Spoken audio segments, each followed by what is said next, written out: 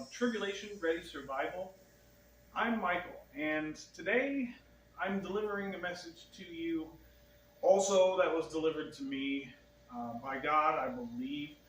He wants me to put out this message. I'm going to title it, Why Don't They Just? And God brought this to me about 3 days ago-ish while I was working in my tomato gardens, and he said to me, you need to do a video on something called Why Don't They Just? Because it's a question that I ask a lot, and you may ask it too. Why don't they just fill in the blank? Well, here's some of the things that I have been asking. Here's some of the questions that I've been asking recently about why don't they just? Why don't they just do what I said?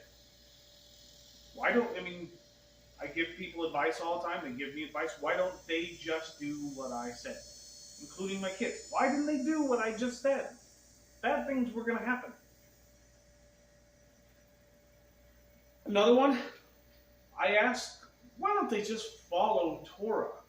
It's not that hard. It's difficult as far as the change, but once you start living Torah, it's not hard. It's lifestyle. Why don't they just grow or save food? Why don't they store up food? Why don't they? Here's one. Why don't they just make one instead of going to the store and buying one? Why don't they just make one? Make whatever it is. Why don't they just believe in God? Why don't they just believe in God? In my opinion, He's ever present, from the beautiful trees to the green grass to the bugs flying around to me standing right here. So here's the question. That's the question. Here is one of many multiples of answers. But we're going to ask this question because it's answered and talked about many, many times in the Bible. Why don't they just, or why didn't they just? Here's an example. Jonah and the wind. It's a famous Bible story. Almost anybody who has been to church one time can tell you a little bit about this story. But let's dig deeper. Why didn't Jonah just go to Nineveh and deliver the message? Really, it's not that hard, right? Well, one, it wasn't God's plan, but two, when God gave that to Jonah, he already knew that Jonah was going to be like it. So, Jonah had free will. He could have just delivered the message. But God had prepared a well ahead of time, knowing that he was going to do something, which ends up being getting on a boat, trying to go to Tarshish, and falling asleep in the bottom of the boat during the middle of this journey, and the boat's going to capsize because everybody's freaking out and praying to their God, their whatever gods they have, and nothing's working. Well, they realize Jonah's down there. He's not helping. He's not a part of this whole, situation. And they go down. They ask him, what the deal is. The story of Jonah and the whale. To come and find out, he's the reason this storm is happening, because God wants to show, why didn't he just go? Because in this story, this true story, God needed to show himself to these people on the boat that their gods were nothing. He is all powerful. He can stop this storm. He can save their lives. And, in fact, he did. Those people may or may not have, more than likely would not have, known God's power any other way. Yes, I have a light that keeps flickering on and off, sorry. But not only did God show his power and himself to these people on the ship, he also proved that their gods were worthless. because they weren't gods. There's only one.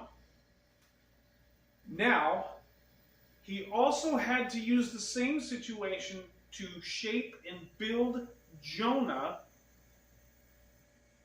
for the rest of the journey, for the rest of his life. In this situation, when Jonah gets thrown overboard, sits in the bottom of this whale, praying to God in this stinky, hot, dirty, gross, probably smelly belly of a whale. Can't even imagine. I can't even imagine. It's got to be one of the worst things to ever happen to somebody. And what is it?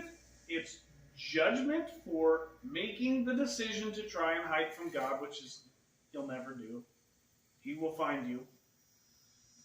But also, in the same situation, that judgment was used to shape him and increase his faith in God to deliver him through this situation so he can do what he has to do for the rest of his life. This was a life-shaping situation that Jonah had to go through, and he chose to go through. So why didn't he just go to Nineveh? Because he had to learn these lessons. He had to grow. He had to be shaped. Those are the answers to the question that I've posed. That's what I've come to. I encourage you to read the story. Think about why didn't he just, and then come to your own conclusion. It may be the same. Another example on the complete opposite side of the spectrum. King Solomon. King Solomon, if you haven't read, and I'm going to go from the information in the book of Kings and the book of Solomon. So Solomon, as far as even in today's world, would be super duper rich. He had all the gold. He had all of the power. He had everything. He built God's temple. He had all these other kings from the world who wanted to come talk to him, be around him, and Queen Sheba came to visit him because she didn't believe that he had all this wealth and all this wisdom, and God had blessed him so richly. He was way up here. He had it all as far as the world was concerned. He had many wives. He had all of the houses he wanted. He had everything. He had all the power. But he chose, even with all of that, after personally documented in the Bible, speaking to the Lord twice. Like we're having a conversation, speaking to the Lord twice, he still chose to just not do what God said. He chose to worship on these altars that were in high places. He made these mistakes. He did some other things, but he made those choices. Why didn't he just do what God said in those situations? He did what God said when he wanted him to build the temple. He did it here. He did it here. Why didn't he just do what God said there? Because here's the deal. He could have. But God had the plan to use those situations to shape him from being up here to all the way down here, to back up here again, to all the way back here. He chose to he had everything. He chose to not follow God in some situations, and the guy who had everything. Well, this was to shape him. But not only to shape him, but it was to prove to other people how powerful God was. He can bring somebody up here. He can put them down here. He can bring them back up again.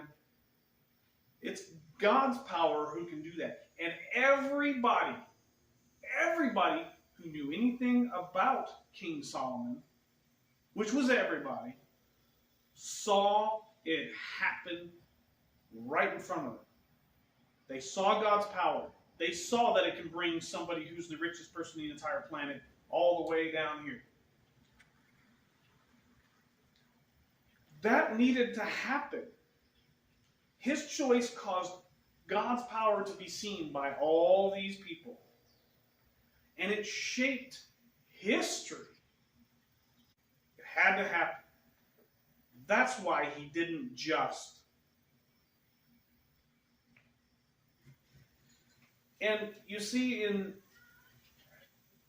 my life, and I'm sure in your life, and my kids' life, and my neighbor's life, I have asked, and why, in conversations or in my own head, I've said, why didn't they just do what I said? Why didn't they? Because I knew, or at least I had an idea of what the consequences might be.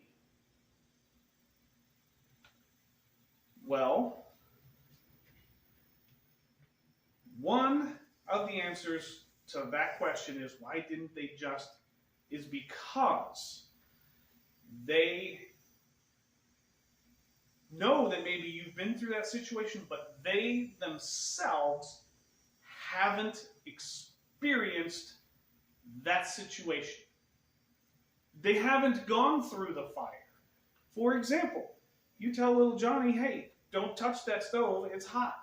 Well, little Johnny goes, oh, they say it's hot. But then he goes over and puts his hand on the burner. Woo, that's hot. He knew you said it was hot. He hadn't been through that experience, but he put his finger on that, and now he knows. One, that's painful. Two, it's going to hurt for a while. And three, I'm not doing that again. That's why he didn't just. Why didn't they do just why? Because they had to go through the experience too. And that is not a blanket answer, but that's one of the many answers in the Bible and in daily life why they didn't just. And I'm going to give you another example. This is kind of a bonus. I hadn't planned this, but let's go all the way back to the very, very beginning. God created the heavens and the earth, and Adam found himself in the Garden of Eden. The whole story goes where Eve was created from Adam's rib. Now you have Adam and Eve in the Garden of Eden. God had given them distinct information. Hey, don't eat from this tree, but you can eat from everything else. The snake enters. Satan enters. And everybody's got their own take on the story, why Adam ate the fruit. But Eve was tricked into, or through the craftiness of the serpent, she was manipulated, or whatever the case may be, into taking a bite of the fruit of the knowledge of good and evil. Why didn't she just do what God said? She knew. Why didn't she? Because life would be totally different right now, man. I'm telling you. She hadn't experienced that. She was told. She was reaching over to that hot burner, even though she was said, oh, it's hot, it's going to hurt you. Don't do that. But she did it anyway because she hadn't gotten that experience. And she did. And it set the course of history to where we're at today. Sin is running rampant. But why? God had a plan. He already knew that was going to happen. And he knew that when it did happen, there was going to be the rest of history to where we're at. Why didn't they just? So the next time you find yourself asking, Why didn't they just listen to me? Why didn't they just follow God? Why didn't they just? Because they needed that experience. And some people, even though they get that experience, they never learn. They never learn because, in my opinion, they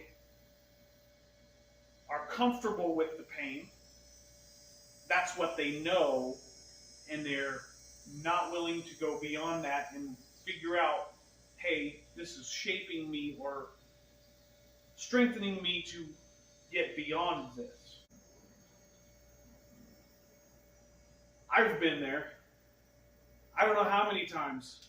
Why didn't I just not buy that house? Why didn't I just not waste my money over there? Why didn't I just listen to God and make that left-hand turn to go to whatever? You know, why didn't I just, there's so many of them. It happens all the time, every day. And I'm sure you have those. But we're all learning and growing. We have to go through these trials. We have to go through these difficult times. And you know what? It's shaping me. It's shaping you, I hope. I've seen it. And it sometimes isn't pretty. Look for God's plan in everything. Good things, bad things, trials and tribulations, folks. Learn from it, grow from it. Find out what you're supposed to get from this and let God lead you. I hope this video finds you in good health. I hope it finds you in a situation where your mind is ripe to where that seed that I just planted will grow, and that maybe you'll see things a little bit differently when you're reading the Bible. Why didn't they just?